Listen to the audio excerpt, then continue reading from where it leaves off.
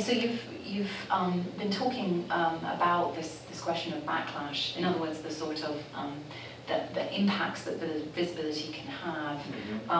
And I'm thinking here of Ashley Currier's work on how activists will often use strategic visibility or invisibility. So, yeah.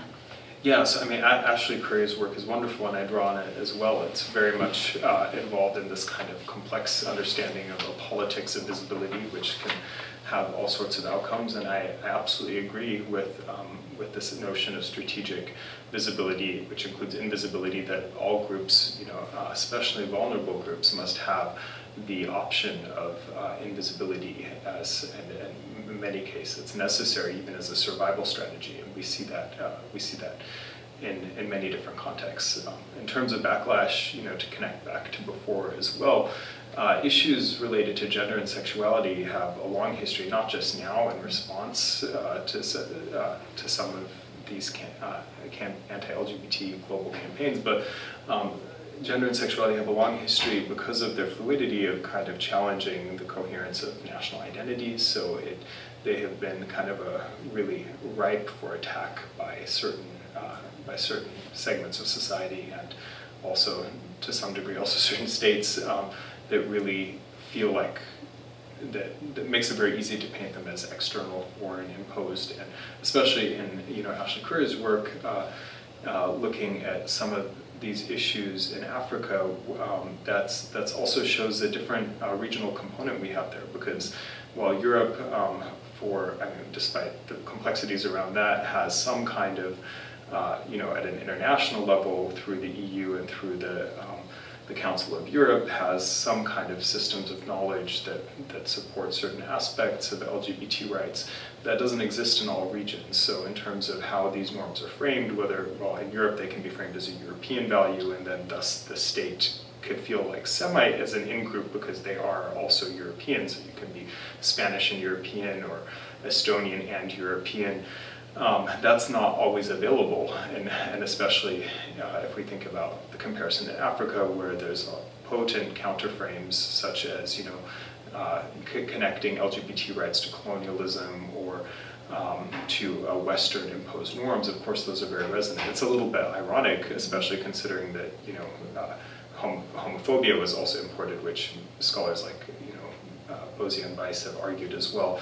Homophobia was imported in part through colonialism and in large part through colonialism around the world. So now the fact that it's LGBT rights that seem imposed, that's really problematic. It's also something, of course, that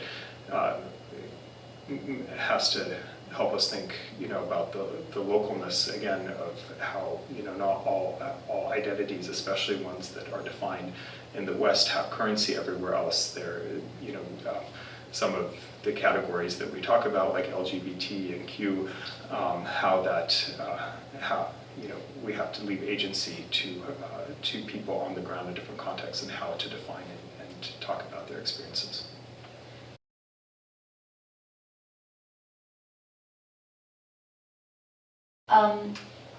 This question has two parts in a way. The first part would be that you talk in your work about how gay rights in a way has been kind of woven into the idea of Europe from the very beginning of that project. And so my first question would be, how then do we read the politics of sexuality in the current sort of resistance to and anger against the EU, from both the left and the right? And then the second question would be, how do you see what's happening at the moment in terms of the EU, how that will impact LGBT people? So that's a great question, and I mean, I have to attribute my answer also to my co-author, David Paternot, who I've worked a lot on that particular question with, and also many other scholars like Kelly Coleman, who's present in many of my other answers to questions, and many other scholars that were part of this edited volume. It was called LGBT Activism in the Making of Europe, a Rainbow Europe ? And we were looking kind of at this construction of the idea of Europe as linked to LGBT rights, but we treated it problematically, and so do the authors, that yes, on the one hand, you do have this production of this association between Europe and LGBT rights, one, because of a long history of movements in the continent, and also, two, because activists have used supranational structures in Europe to kind of, on purpose, to kind of put LGBT rights in on the agenda. And then you see kind of this interesting relationship, interactive relationship, where you see European institutions responding in a certain way, and then you see activists on the ground also using this rhetoric of connecting LGBT rights to Europe in many contexts. Not in all of them, like not in the UK as much, but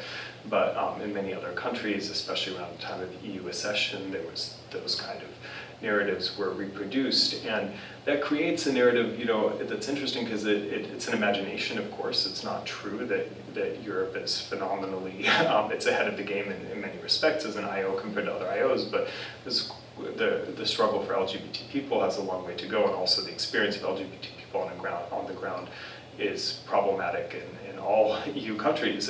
But this imagination at the same time has a lot of currency in that it has become an association that both proponents and opponents of LGBT rights use. We see that, for example, with discussions, if you talk about, if you listen to rhetoric from Moscow in terms of gay Europa, or that kind of term that's been created to talk about the European Union as being this gay entity. So it's used even in these geopolitics, where in Kiev, the Maidan protesters were called as gay protesters by those sympathetic, more sympathetic with Russia than the EU, and of course that wasn't true. But it's this entire reproduction of this idea that if improving ties with the EU would mean kind of joining this decadent and Western and sinful organization where sexuality gets woven into it.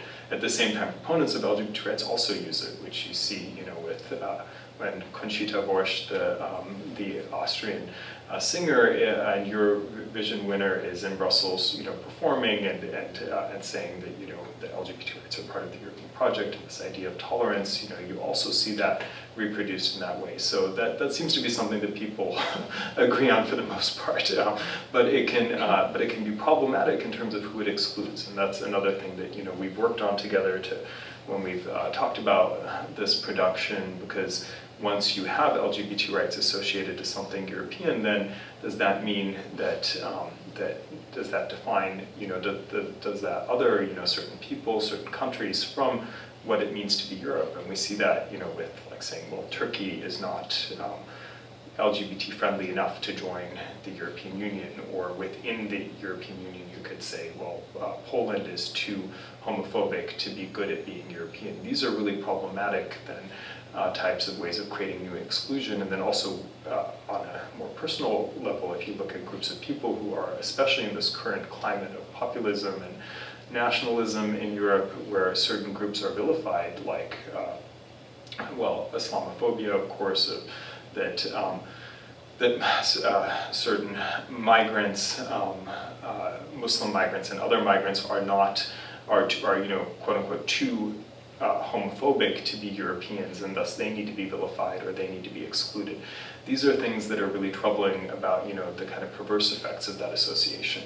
And we obviously saw that, we saw kind of another interesting imagination around Brexit, where there's this group called Out and Proud, which was advocating to leave the European Union on the basis that the United Kingdom was too advanced in its LGBT rights for Europe, which that's also a really interesting figment of imagination, considering that the UK also, Europe has been very involved in many aspects, including decriminalization, but many aspects of the UK's LGBT rights standing have been achieved in cooperation with its European neighbors. So the idea that now you have kind of a nativist campaign that says, well, we can't be in a union with homophobic X country like Poland, and then at the same time using really nativist language towards Polish migrants in the United Kingdom.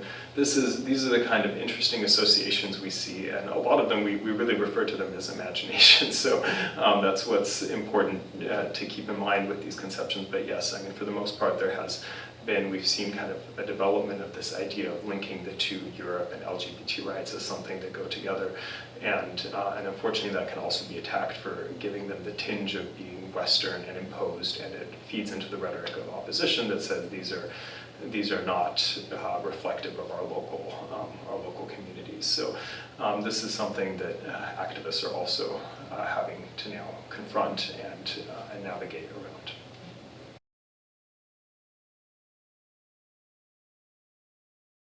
So could you tell us a little bit more about where your current research is going in terms of expanding your work, the work that you've already done in the book and the articles on transnational activism on LGBTQ topics?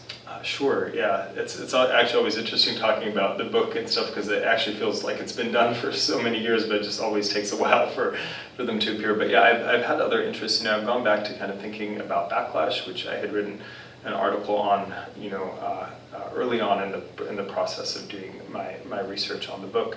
And I'm interested, though, in thinking about that transnationally as well. So with colleagues looking at kind of networks of transnational opposition to LGBT rights and how that works. I'm also interested, and I've been for a long time, which came out of my interviews with the book, but haven't got a chance to really write about it, is thinking more kind of intersectionally about LGBT activism, looking at different patterns of power within transnational LGBT activism. So there's a lot of rhetoric about intersectionality, which is great, but sometimes how that plays on the ground is still quite lacking, or a lot of effort to sound inclusive without actually having representation and competences of the most marginalized within LGBT communities. So I've started doing some work on trying to understand some of those dynamics, try to see, for example, does this kind of these political times where you have a lot of populist movements, a lot of nationalism, how does that affect these dimensions? In a way you see the coming together sometimes in a more intersectional framework because it's saying, well,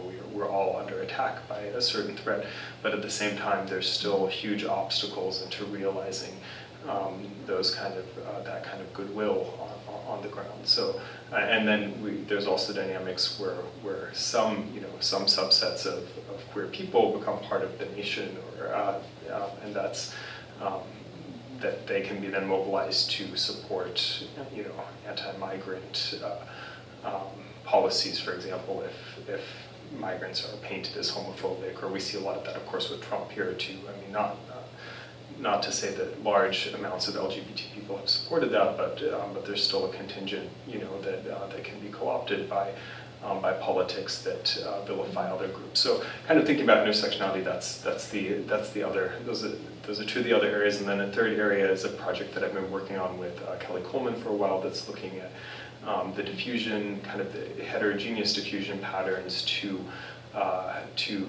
partnership same-sex union policies across states, and showing, trying to complexify how we think of diffusion a little bit by highlighting that who sends the message really matters in terms of how states are willing to learn, whether they learn more from their neighbors or they learn more from a global cosmopolitan framework, and this is helping us understand some of the polarization, like what Altman and Simmons call norm polarization, where we see different responses to LGBT rights, sometimes going in a unexpected direction. So anyways, those are some of the main things I'm working on right now. Well, thank you very much for speaking with us today. Thank you for having me. And thanks. Thank you. Thank you. Thanks.